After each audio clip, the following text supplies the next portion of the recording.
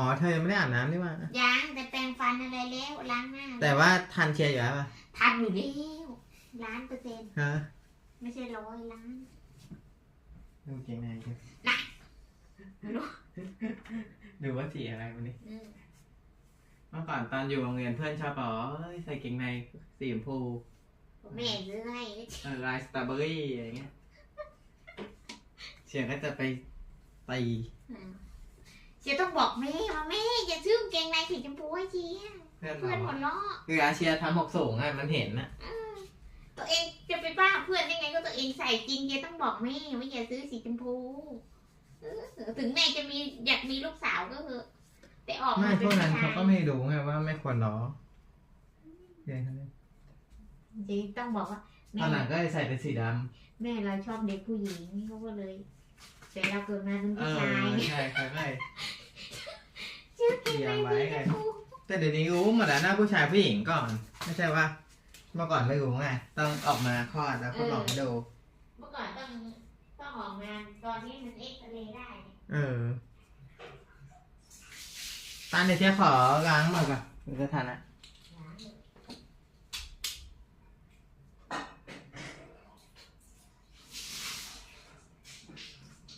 ประมาณ3-4 รอบ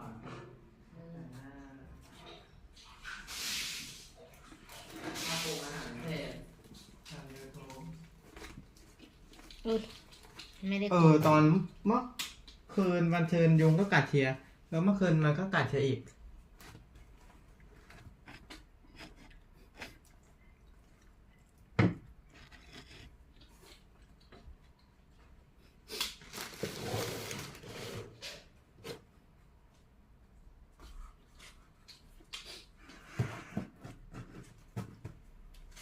อาบน้ำสระผมดีกว่าอันนี้ก็มีให้เชียร์เหรออะไรอ่ะอันเนี้ยมันมีกับไม่มีไม่มีนะหมดแล้วหนูก็มี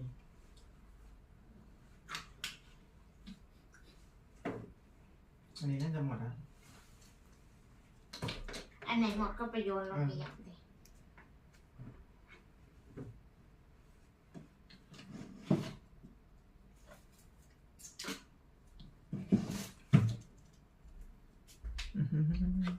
Hello Nadella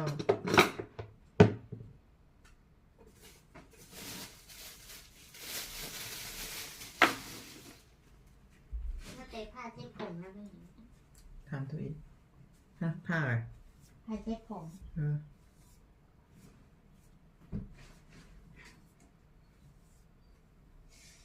อาบน้ำดีกว่าน้ำไม่ไหลแล้วทำไมไม่รู้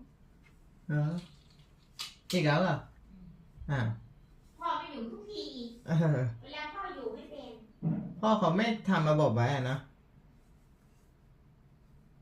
ดีนะเป็นกลางวันในกลางคืนไม่ต้อง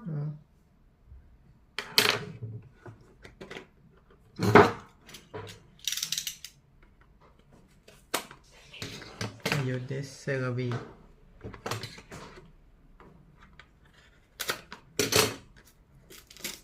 Thank you my middle brother to bought it for me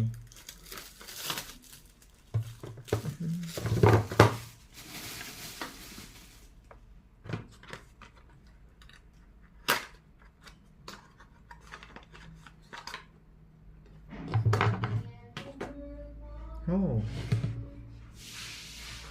it's new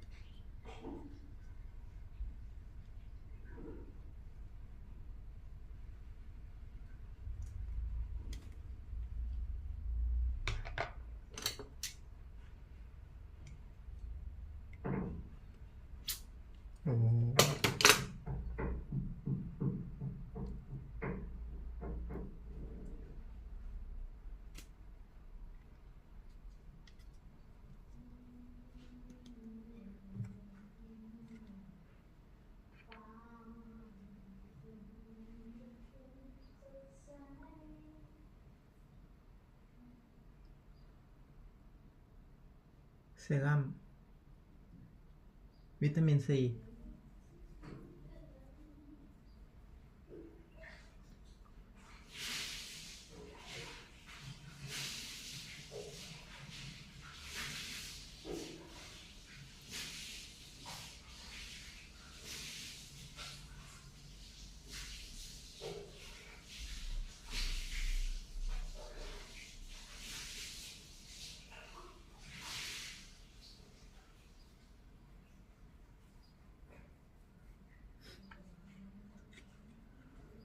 โอเค first this CeraVe serum วิตามินซี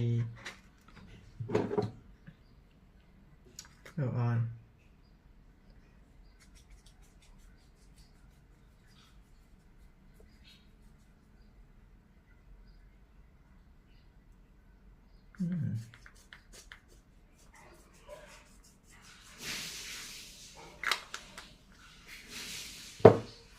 and to this is Senka Perfect UV Gel SPF 50 plus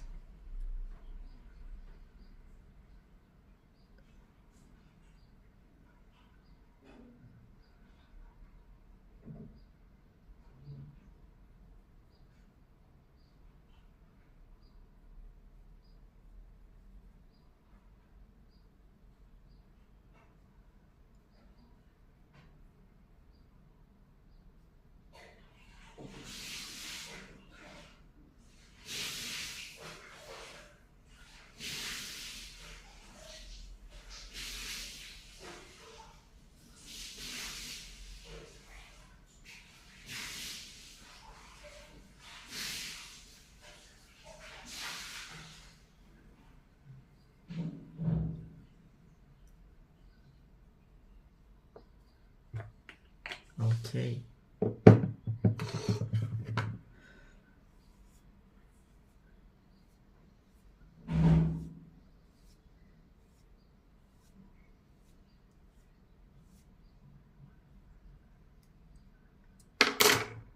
and then Miracle cream thank you microphone too take it order it body cream vitamin C and E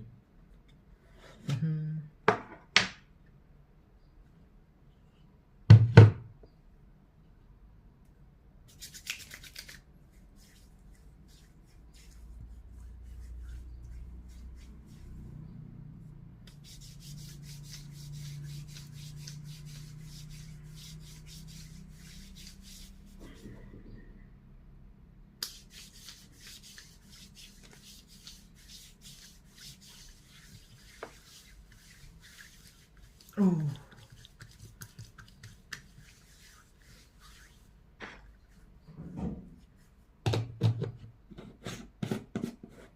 อเค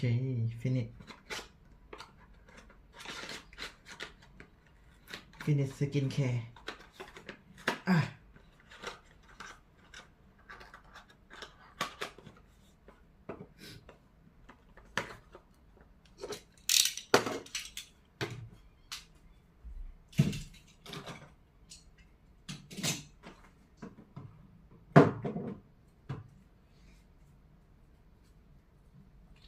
จริงไม่ต้องเปลี่ยนมั้งเกียดเป็นอยู่ข้างนอก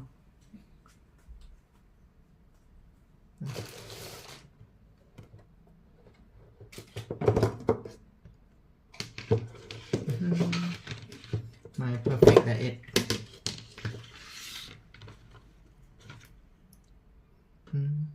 บรอกโคลีcauliflower ชิตาเกะสลัดพาปายาสลัด and pumpkin egg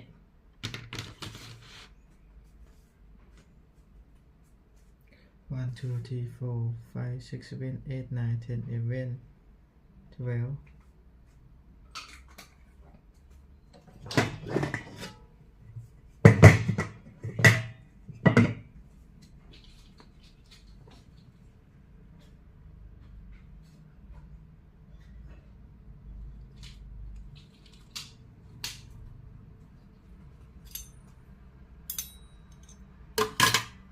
มาเช้าคนไอ้ที่มาหาเสียงเบอร์หนึ่งเข้ามาเขาบอกเรียกบ้านที่ลาวป่ะ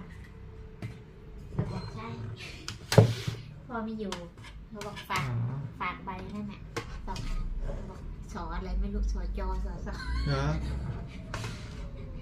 ฝากด้วยนะอันนี้พี่ยา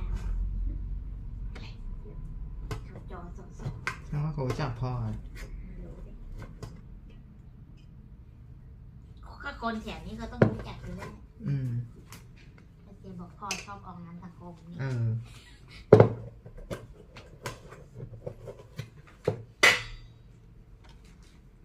มาตั้งเยอะ โอ้ 4-5 คน โห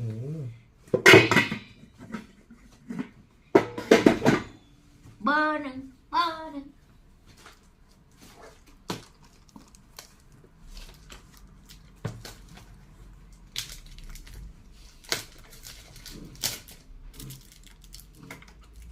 นั่นไง อืม กำลังต้องพาไปหาหมอแล้วมั้ง นะ น่าจะอาการหนักแล้วนะเนี่ยดูจากสถานการณ์ มันน่าจะติดไอ้ของ ต้องไปหากิน ก้างไงก้างก้างไม่ใช่ใหญ่หรอกมันเหมือนเวลากินไอ้เนี่ยก้างปลาทูอ่ะเชียติดโอ้โหน้ำตาไหล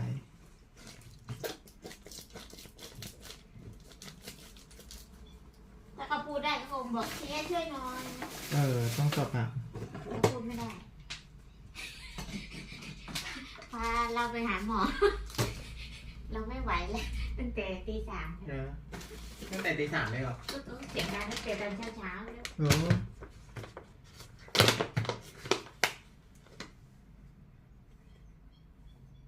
This is cacao powder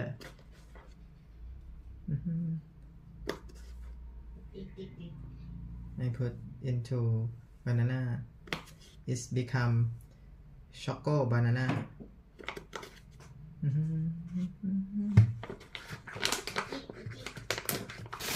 This is my girlfriend veggie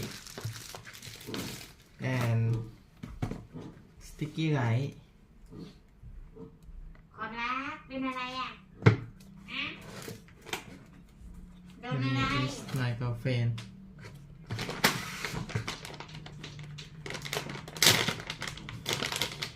แล้วหมูปิ้งเถอะ กินเลยเมื่อวาน อ๋อหมดแล้วเหรอ หมดแล้ว อืม โหหมูปิ้ง2 ไม้ อืม วันนี้ไม่เหลือแล้ว พีโปรตีนโอ้สวยมาก beautiful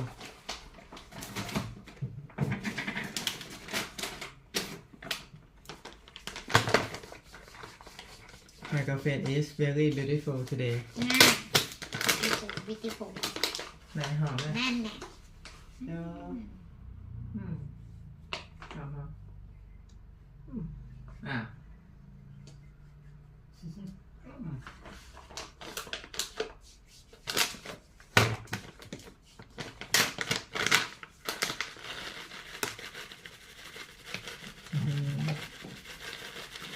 This is called black goji berry and then red goji berry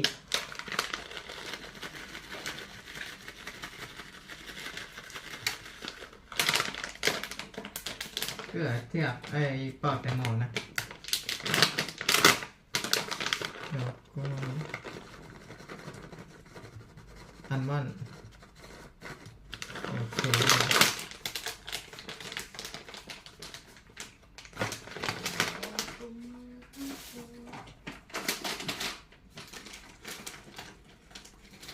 Cheer and Tane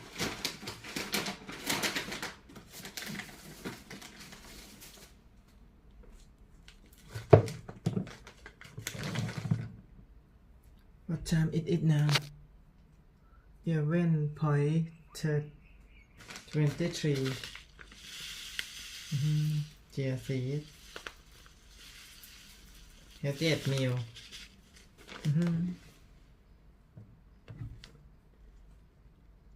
Hello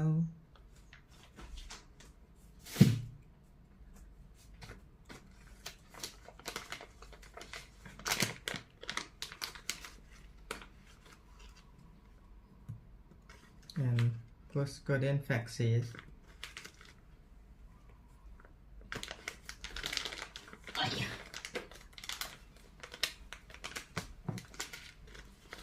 Chia seeds.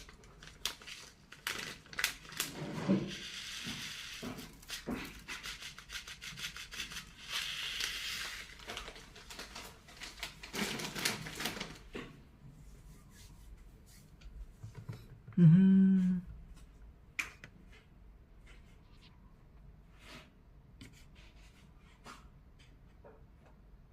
เมื่อวานเชฟกินหมดแล้วค่ะ อ๋อใช่ โอเค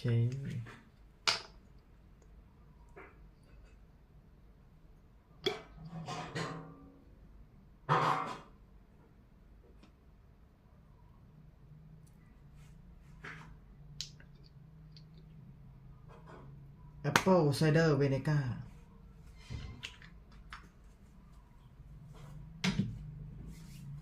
olive oil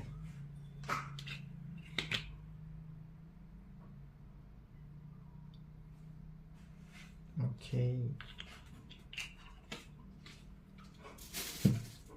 and the last is cumin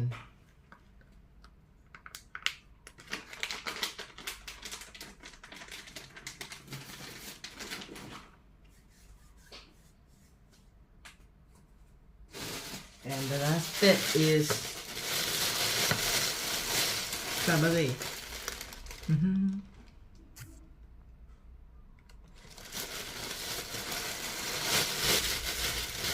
Okay.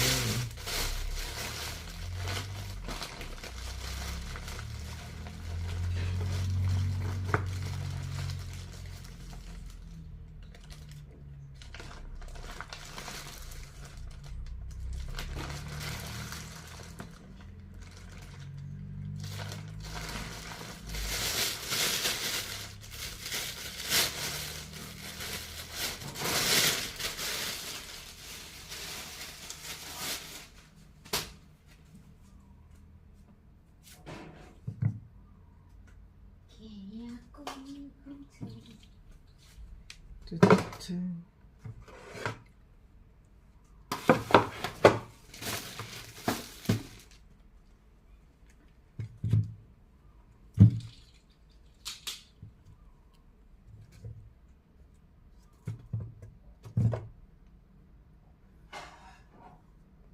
'I love to eat banana'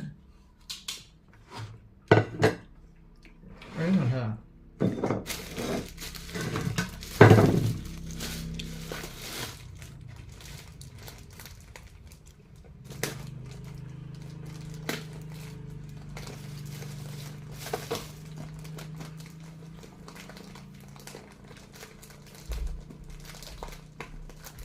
แบบนี้ต้องไปก่อนเหลือได้2 ขวดไม่ใช่ไปล้างมือแล้วก็มากินครับ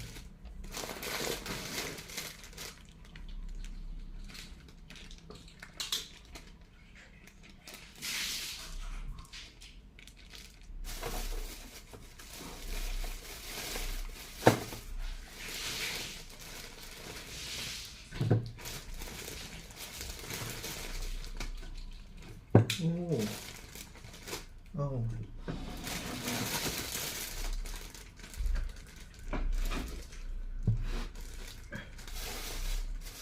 Oh my god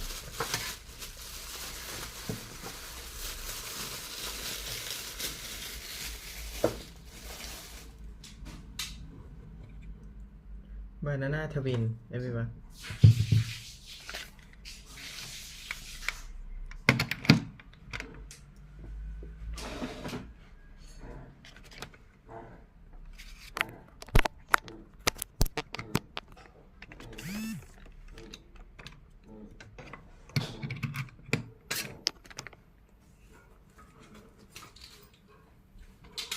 อย่าลืมแชร์ hotspot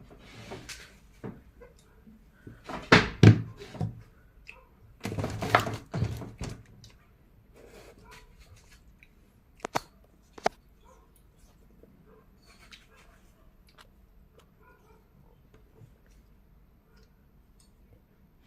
Today I will learning something new.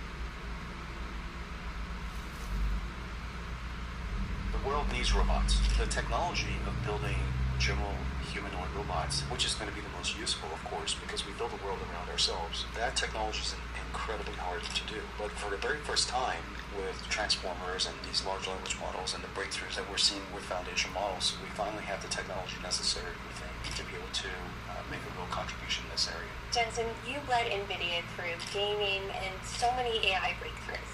Which emerging technology do you see or think will be the most impactful for us over the next decade? When you take a step back and ask yourself what would happen if we could scale intelligence, building robotics, the things that we're working on.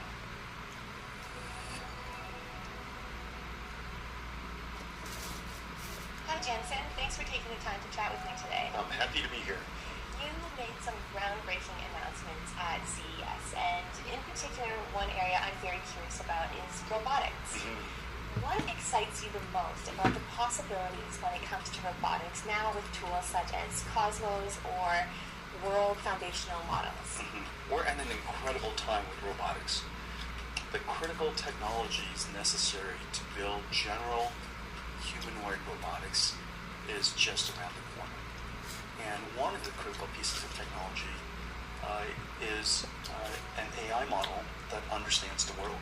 Just as we have an AI model that understands language now with ChatGPT and Llama and such, we need a world model, a language model of the world. The world needs robots, and one of the reasons for that is we just don't have enough workers. You know, there's a aging population and a changing preference of the type of work that people want to do, and the birth rate is declining.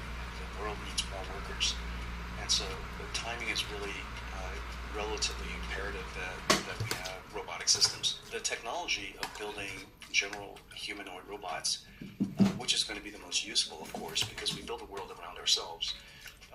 That technology is incredibly hard to do.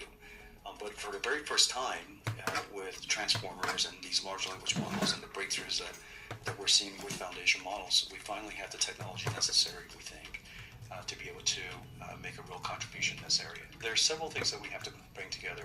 First, the robot has to understand us, and the breakthroughs in ChatGPT, for example, has really made that possible.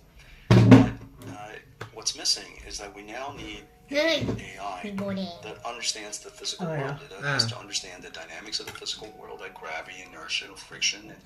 And it has to understand spatial relationships and geometric relationships, and common sense things like object permanence and things like that. And so we went off to create essentially the ChatGPT or the Llama of world models, and it's called World Foundation Model, just like a language foundation model. This is a foundation model that understands worlds. And so systems. The technology of building general humanoid robots, which is going to be the most useful, of course, because we build a world around ourselves.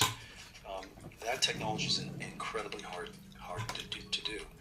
But for the very first time, with transformers and these large language models and the breakthroughs that we're seeing with foundation models, we finally have the technology necessary, we think, to be able to make a real contribution in this area. There are several things that we have to bring together. First, the robot has to understand us, and the breakthroughs in ChatGPT, for example, has really made that possible. But what's missing is that we now need a AI that understands the physical world. It has to understand the dynamics of the physical world, like gravity, inertia, and friction. And it has to understand spatial relationships and geometric relationships, and common sense things like object permanence and things like that. And so we went off to create essentially the ChatGPT or the Llama of world models, and it's called World Foundation Model, just just like a language foundation model. This is a foundation model that understands worlds. And so if we could create such a thing, and that's what Cosmos is, and we made it available openly for everyone, hopefully this will really ignite and accelerate the development of robotics. I love that. And when it comes to teaching robotics, I know there were some announcements made around Isaac Groot as well, especially around virtual reality training. Where do you see the future of that, or the possibilities of that opening up for? Well, the first part of training an AI is you have to give them foundation knowledge, okay, common sense knowledge.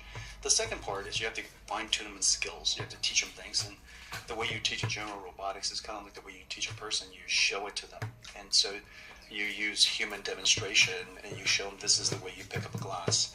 But every time the glass is a little bit different, its position a little different, the height's a little different, and the shape's a little different, and yet it's basically picking up a glass of water. And so using Isaac Groot, we could do a few human demonstrations, and then using AI, using Cosmos and Omniverse to generate a whole bunch of future versions of it. And so then we generate a whole bunch of versions of different sizes and different locations and placements, and we give all of that training data, like imitation data, to the robot to learn from. And so now it learned a whole bunch of generalized versions of it. Yes. Because it feels like there's endless amounts of versions, and that's what this is solving, is by giving those versions for training the robot. That's right. So instead of giving it just one example, we're giving that robot millions of different examples. Exactly. Yeah. And you were mentioning Omniverse as well, and that's something that I'm very, very fascinated with, especially when it comes to virtual training in industries such as manufacturing. How do you see those industries evolving with using the Omniverse for training purposes? Well, the robotics industry has a hard time getting off the ground because it's hard to train a robot. And you have to create a whole bunch of experiences for the robot. And it's also hard, it's also dangerous to train a robot in the physical world. And so we created a virtual world where a robot could, a playground for a robot essentially. And so this Omniverse is a virtual playground. To the robot, it feels like the real thing because it obeys the laws of physics, and things look real. And to the robot, it can't tell the difference. And so we train the robot in this virtual world called Omniverse, and we create a whole bunch of scenarios for the robot to learn from.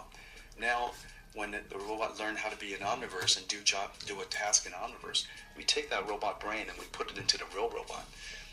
And if the real gap is as small as possible, the robot can't tell the difference. Yeah, that's the incredible part. And so this virtual world, this digital twin of the world, is what Omniverse was created for. It's amazing, and it saves so many, I'm sure, resources and time if the training was done otherwise. Yeah, otherwise it's just be impossible. If you were to train a robot, say, to learn how to walk in the physical world, it would be learning in human time, linear time.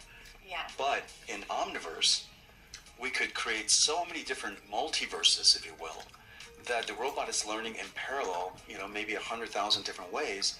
And so we'd take what would have taken 10 years to train a robot to do, we basically reduced it down to a few hours. And so, this is the imagine if we had a multiverse, how smart we would be, So with all the different versions of Tiffany would be learning math here, learning science there, learning English there, learning geography there, and simultaneously learning all at the same time. And that's essentially what Omniverse does. Exactly. I wish that was possible for Dane. Another area that was announced yesterday was around NVIDIA Drive AI, and really enhancing and helping the safety and security when it comes to autonomous vehicles.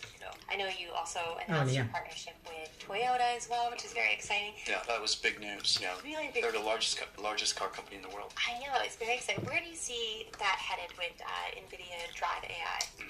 Well, we've been working on autonomous driving for some time, and it's already some $5 billion business for us. Yeah, and so the way that we serve the autonomous vehicle industry is through the three computer system: one for training the AI, one for simulating the AI called Omniverse, and one to put the AI in the car. And the car AI, safety is everything. And the way that you solve for safety, first the algorithm has to be safe, and so it has to be smart about what to avoid and what how to drive safely and such. But those are algorithm things. Even underneath that, the operating system has to be designed to be safe. The car computer has to design to be safe, in the sense that it can't fail. And if it were to fail, it would fail safely. There's a whole bunch of very complex technology that's associated with diversity of algorithms and redundancy of computing, and all of this complex technology makes it possible to be safe. Exactly. Yeah. It's so interesting to say that, because it is, from a consumer standpoint, you think of safety more so from, detecting objects or whatnot. But to your point, there's so many layers to it. It was down all the way down to the algorithm. Really, is where it begins. That's right. And the more diversity you have, and the more redundancy that you have, the more safe the system will be. Exactly. Jensen, you led NVIDIA through gaming and so many AI breakthroughs. Yeah. Which emerging technology do you see or think will be the most impactful for us over the next decade? Well, artificial intelligence is unquestionably the single most important technology of our time.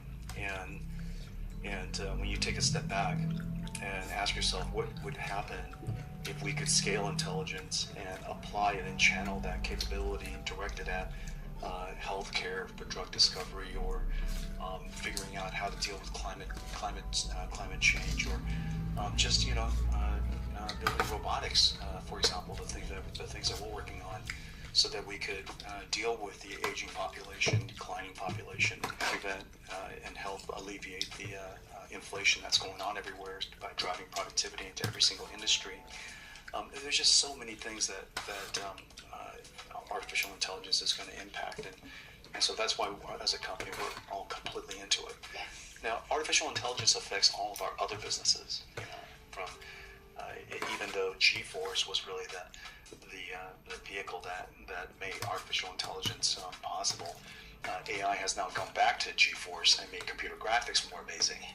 Yeah, and it's just incredible what we're able to do now, combining artificial intelligence and computer graphics, and so we're using artificial intelligence we're combining it with physical sciences and revolutionizing the way we do scientific computing. We're combining it with the way that we design chips, so that we design better chips, and the way we develop better software. And so artificial intelligence is affecting everything that we do. And it's going to impact everything that every industry out there. So it's the single most important thing, undoubtedly.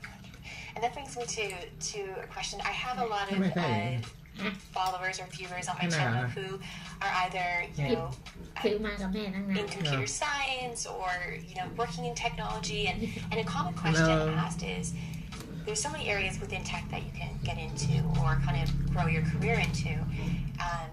It seems like artificial intelligence, from both the business and technical standpoint, is definitely a great area for them to continue to pursue. Yeah, I think of course there's the contributing to the basic science of artificial intelligence, and I think that's terrific. However, the next decade, the application of artificial intelligence, the applied sciences, is going to be really important. Yes. I work with ChatGPT as a companion every day. And so I have ChatGPT on all the time, and I'm asking it questions and working with it to solve problems.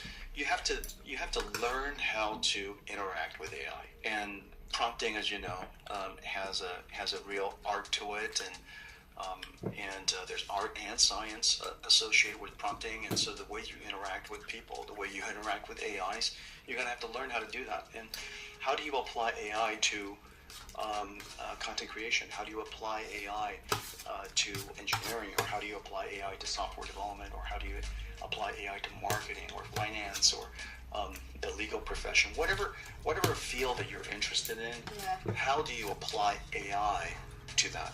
That's an area that I think is worthy of a lot of research and a lot of development. And so I think the whereas my generation was really about how do we apply computers to solve chip design and software engineering, this generation is how do we apply AI to solve answer all of those same basic questions. How do I apply AI to forestry? How do I apply AI to oceanography? How do I, so on and so forth. It's, every industry, every field of science. Jensen, thank you so much for taking the time to chat with me today. I'm leaving this conversation feeling so excited about the future and what. เพชร I've been covering this industry a long time, and there is always some new thing that big tech is chasing. First it was self-driving cars, and then it was the metaverse, and now everyone is all in on AI. There's one big tech giant that's made it clear. It's not missing out. So, welcome to Microsoft headquarters in Redmond, Washington, where they have made a massive investment in OpenAI. They are already off to the races integrating this new technology, but winning is a totally different story. I'm about to go talk to Microsoft CEO Satya Nadella about why he thinks he can do it.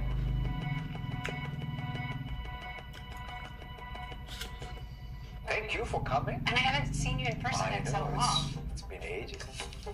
Microsoft is a household name that totally revolutionized how we work over 30 years ago.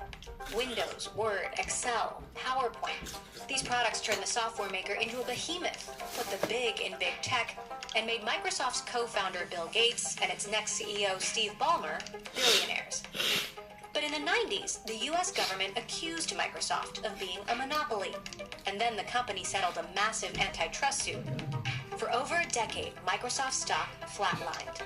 Then came Satya Nadella, the guy Microsoft hoped would make the company cool again. This company's had 3 CEOs. They're all right here. This is all... Nadella resurrected Microsoft as a power player in the market for business software and cloud computing, then positioned it at the forefront of the AI revolution, largely thanks to a massive investment in OpenAI. Microsoft is now OpenAI's main commercial partner, trading powerful servers and billions of dollars for access to ChatGPT, sparking new life into old products, especially their languishing search engine. It's not without its hiccups. We'll talk to OpenAI CEO Sam Altman in a moment. But first, this new AI chatbot is helping Satya in some surprising ways. Have you been playing around with it a lot? Like fun stuff, discovery? I am super verbose and polite now in email responses. It's watching. The AI is always watching. It is fun, like the guy who leads our office team, and I was responding to him. And he was like, "What is this, man?" You're like, sort of so pleasant. Yeah, it's sort of very habit forming in the sense that once you get used to having chat, even if I'm using it because there are a lot of times I'm just navigating, using search as a navigational tool. But once you get used to it, you kind of feel like, I gotta have these rails. Microsoft has been working on AI for decades, and chatbots actually aren't anything new. But all of a sudden, everyone is salivating. Why do you think the moment for AI is now? AI has been here, in fact, it's mainstream, right? I mean, search is an AI product, even the current generation of search. Every news aggregation, recommendation in YouTube or e-commerce or TikTok are all AI products, except they're all, I would say, today's generation of AI is all autopilot. In fact, it's a black box that is dictating, in fact, how our attention is focused. Whereas going forward, the thing that's most exciting about this generation of AI is perhaps we move from autopilot to copilot, where we actually prompt it. How transformative a change do you think this will be in how we work? I think that probably the biggest difference maker will be business chat. Okay, Because no. if you think about it, the most important database in any company is the database underneath all of your productivity software. Except that data is all siloed today. But now I can say, oh, I'm going to meet this customer. Can you tell me the last time I met them? Can you bring up all the documents that are written up about this customer and summarize it so that I'm current on what I need to be prepped for? How do you make sure it's not Clippy 2.0? That it is helpful, delightful, doesn't want to make me click out ASAP. Once they're under my control, the entire world will be subject to my whims. Go away, you paperclip! No one likes you! There are two sets of things. One is, You're laughing because look, like our industry is full of lots of examples from Clippy to even, like, say, current generation of these assistants and so on. They all are brittle. I think we are also going to have to learn that ultimately these are tools. Just like anytime somebody sends me a draft, I review the draft. I just don't accept the draft. We will do that. In 1995, Bill Gates sent a memo calling the internet a tidal wave that would change all the rules and was going to be crucial to every part of the business. Is AI that big? Yeah, I mean, in fact, I sort of say the ChatGPT, when it first came out, was like when Mosaic first came out, I think, in 1993. And so, yes, it does feel like, to the Bill memo in 1995, it does feel like that to me. So it's as big as the internet? I think it's as big. It's like in all of these things, right? We in the tech industry are, classic experts at overhyping everything. I hope, but at least that what motivates me is I want to use this technology to truly do what I think at least all of us are in tech for, which is democratizing access to it. How much market share do you think you can really take from Google? Like, what's your prediction? Give me your We are a real, เขียนไม่เขียนไว้ I'm thrilled to be ว่า in ไปไหน search. เดี๋ยวเธอเล่น We're เขียน a very small player in search. ทำที่บ้านให้เธอ And I look forward to every inch we gain is a big gain. You're coming for search, they're coming for office. They're now putting AI in there. Google Docs, Sheets, and Gmail. Are we just going to see you and Sundar trying to one-up each other every week in this race to AI greatness? I mean, look, at the end of the day, the fun part of being in this industry and competing is the innovation. And competition is, the last time I checked, a fantastic thing for users and the industry. And I think Google's going to do, is a very innovative company, and we have a lot of respect for them. And I expect us to compete in multiple categories. Microsoft just reportedly laid off a team focused on ethical and responsible AI.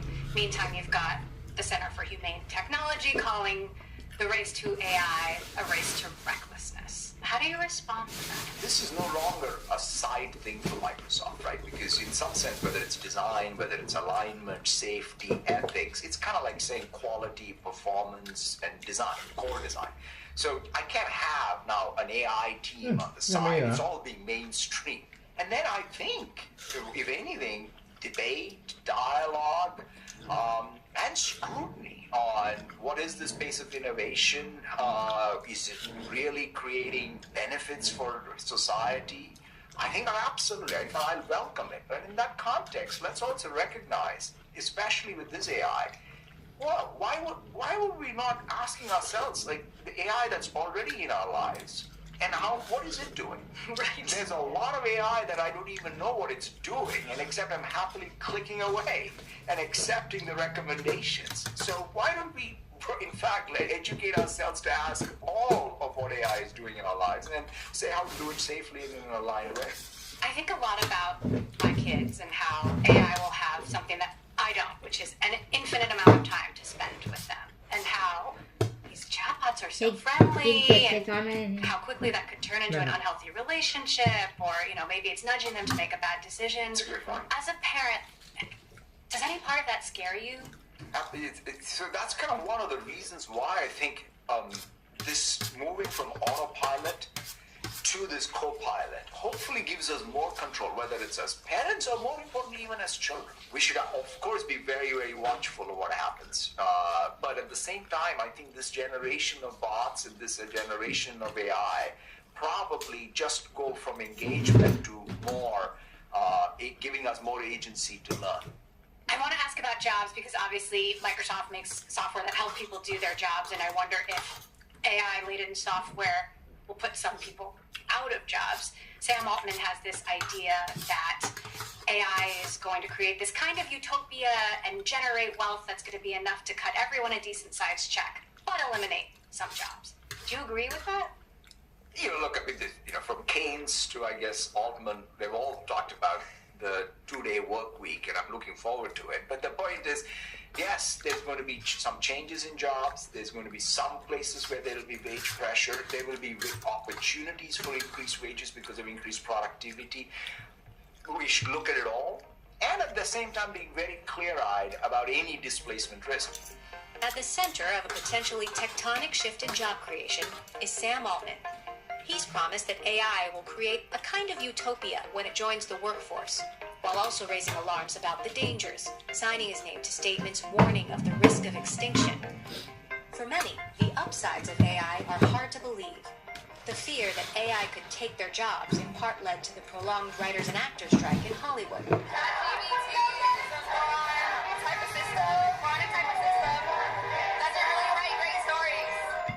Over the summer, Altman traveled the world to talk about the promise and peril of AI. I caught up with him when he returned to San Francisco at Bloomberg's annual Tech Summit. So, you've been traveling a ton. Yeah.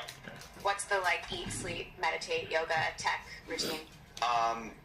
There was, no meditation or yoga on the entire trip, and almost no exercise. That was tough. I slept fine, actually. Was the goal more listening or explaining? The goal was more listening. It ended up with more explaining than we expected. We ended up meeting, many, many world leaders and talked about the need for global regulation, and that was, more explaining. The listening was super valuable. I came back with 100 handwritten pages of notes. I heard that you do handwritten I do notes. handwritten What notes. happens to the handwritten notes? But in this case, I distilled it into, here were the top 50 pieces of, feedback from our users and what we need to go after and do. But there's, a lot of things when you, get people in person, face-to-face or over a drink or whatever, where people really will just, say, here is, my very harsh feedback on what you're doing wrong, and I don't want it to be different. You didn't go to China or Russia. I spoke remotely in China, but not Russia. Should we be worried about them? And where they are on AI? Or what they I do would with love it? to know more precisely where they are. That would be helpful. We have, I think, very imperfect information there. So how has ChatGPT changed your own behavior? There's a lot of little ways and then kind of one big thought. The little ways are, on this trip, for example, the translation was a lifesaver. I also use it if I'm trying to write something, which I write a lot to never publish, just for my own thinking, and I find that I write faster and can think more somehow. So it's a great unsticking tool. But then the big ways I see the path towards this just being my super assistant for all of my cognitive work. Super assistant. Yeah. We've talked about relationships with chatbots. Did you see this as something that people could get emotionally attached to? And how do you feel about that? I think language models in general are something that people are getting emotionally attached to. And, I have a complex set of thoughts about that. I personally find it strange. I don't want it for myself.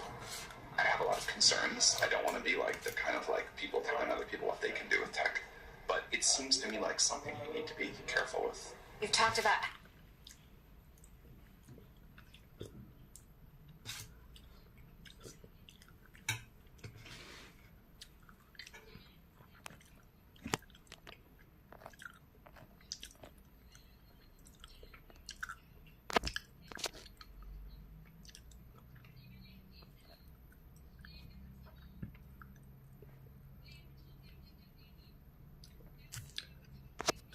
I'm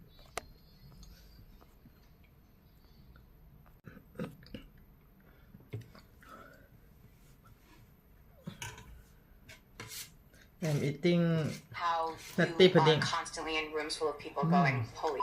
Yeah. What was the last holy moment?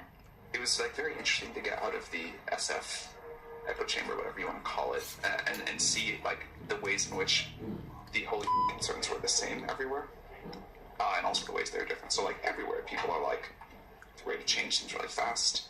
What is this going to do to the economy, good and bad? There's change, and change brings anxiety for people. There's a lot of anxiety out there. There's a lot of fear. The comparisons to nuclear, the comparisons to bioweapons. Are those fair, or is that overdramatic? There is a lot of anxiety and fear, but I think there's way more excitement out there. I think with any very powerful technology, synthetic bio, nuclear, two of those, AI is a third, there are major downsides we have to manage to be able to get the upsides. And with this technology, I expect the upsides to be far greater than anything we have seen, and the potential downsides also super bad. So we do have to manage through those, but the quality of conversation about how to productively do that has gotten so much better so fast. I went into the trip somewhat optimistic, and I finished it super optimistic. Yeah.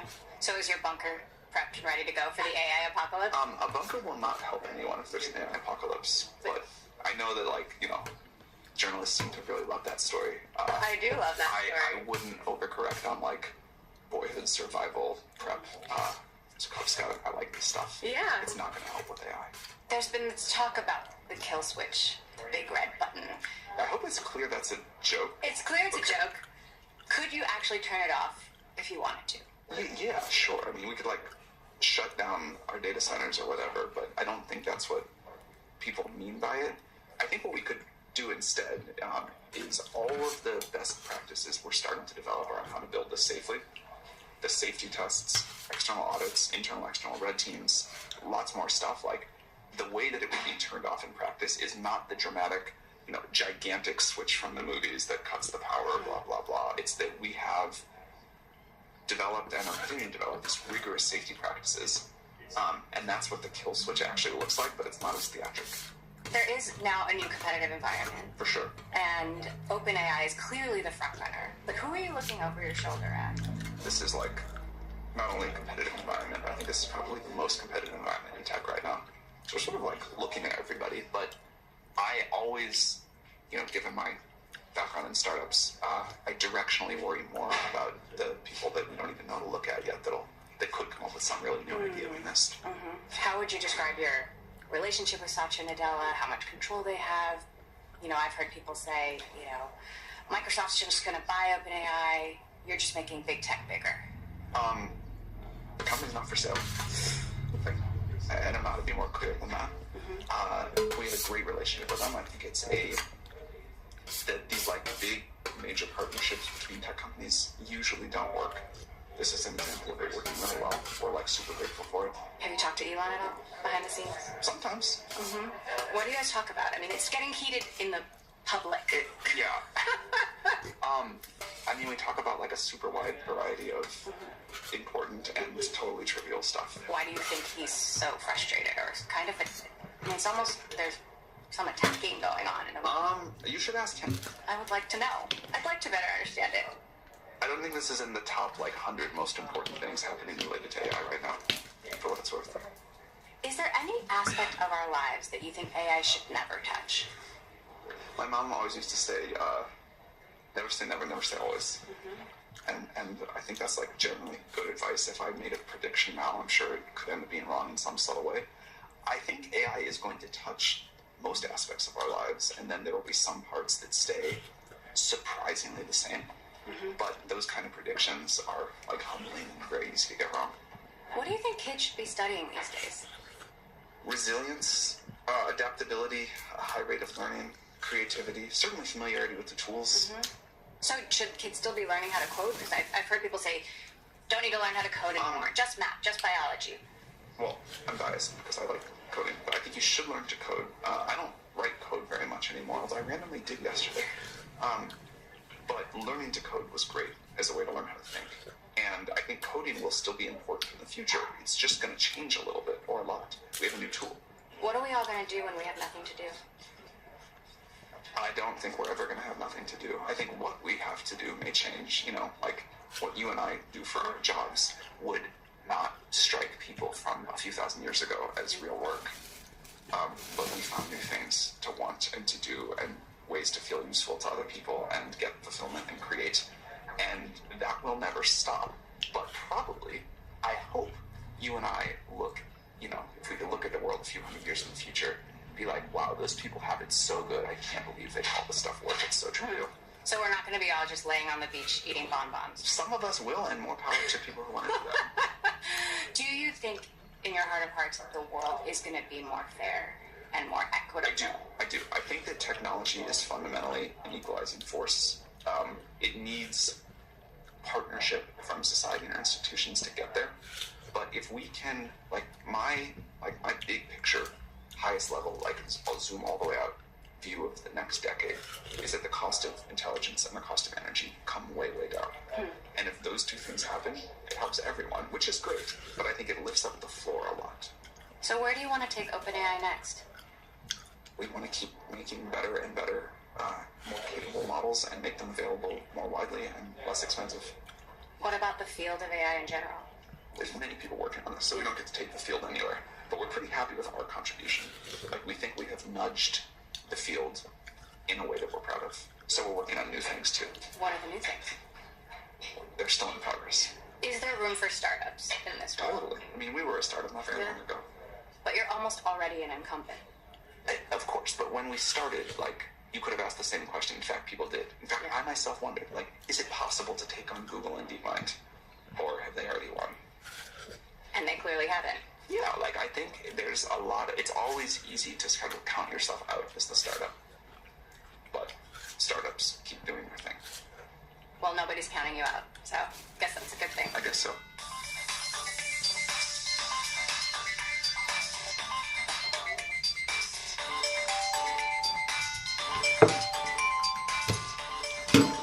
The one and only person who's going to be deciding our futures. So you have been everywhere in like the last 2 months. That was a long trip, yeah. It's like a very special experience to just go talk to people that are like users, developers, also world leaders, interested in AI, like all day, every day for so long. In the middle of all this, you signed a 22-word statement warning about the dangers of AI. It reads, mitigating the risk of extinction from AI should be a global priority alongside other societal scale risks such as pandemics and nuclear war.